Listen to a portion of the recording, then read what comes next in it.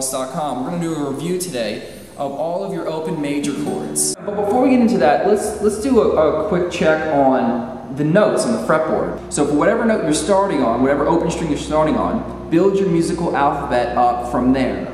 For example, we have E. That means the first fret would be F, and the second one would be F sharp, G, G sharp, A sharp, B, C, C sharp, D, D sharp, E. Okay, that would be open E to the octave E. G sharp, okay? That's also known as an A flat because here's an A right here. If we go a half step below an A, we're going to call it an A flat. Okay, and that has to do with what key you're in and all that, so don't worry about that. Just know that if you see the chord A flat, it's also the same thing as a G sharp. Okay, so you would start on that note. That can be applied to all the strings. So if we take that concept of whatever string we're starting on, that's where we start a musical alphabet, then you're going to have no problem figuring out the names of the notes. So let's just run through it real quick. We have A, and then A sharp, B, C, C sharp, D, D sharp, E, F, F sharp, G, G sharp, A.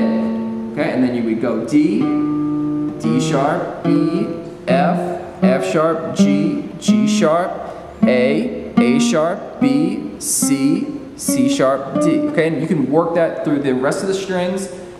Just use it as a warm-up exercise, you know, every day, just going through the names of the notes for 5 minutes so you start to become real familiar with your fretboard. It's a really important thing. Anyway, let's get back to our open chords. When you're moving between chords, you want to take the path of least resistance. So we have this D going on here. Watch my third finger when I switch to a G.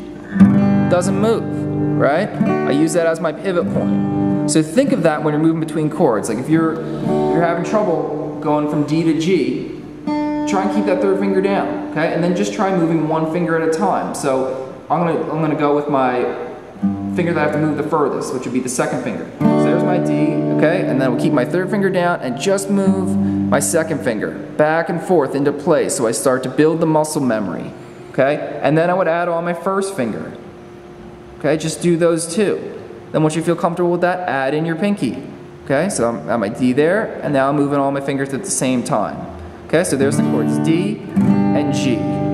Alright, so next we're going to take the chord progression A and move to F. So let's go back to our A chord, okay, which was second, third, and fourth fingers all together on the second fret of the D, G, and B strings. Okay, you want to start with your open A, strum down. Now again, we're gonna try and move one finger at a time, just to break it down and build the muscle memory up. So I'm leading with my third finger, okay, because that's the one furthest out. So I always want to go with the one furthest out.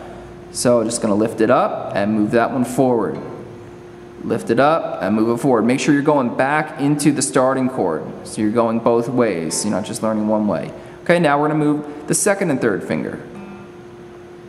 Okay, moving them together like that. No worries. Alright, and now we're going to add in the last finger. So my pinky lifts up, my first finger is going to go to the first fret of the B. Check this out. Just like that, back into the A. Okay, and you don't even have to strum. You just got to move your fingers back and forth. It's this kind of discipline and practice that will really get you to where you want to be on guitar playing. You got to take the time. And we'll tie this up with a song called I Can't Get No Satisfaction by the Rolling Stones. Okay? It's two chords, pretty much the entire song. It's E major and A major. You can play along. I can't get no satisfaction. I can't get no girl reaction. Okay, real simple. E and A. The E chord that we learned before, all we do, lift up our two fingers, pull everything back, one string, then put the pinky down for the A major like we already know, and then lift them up, and then back again. So using that one finger at a time concept, okay, we would lift up our third finger, move it back and forth. Lift up our second and third finger, back and forth. Okay, then add in the pinky and lift up the first finger, back and forth. Play a Stones tune, okay? So all these open chords and transitions, very important. You can play a million songs if you can handle this. So just get to it and don't be bored with it. It's fun. We'll see you.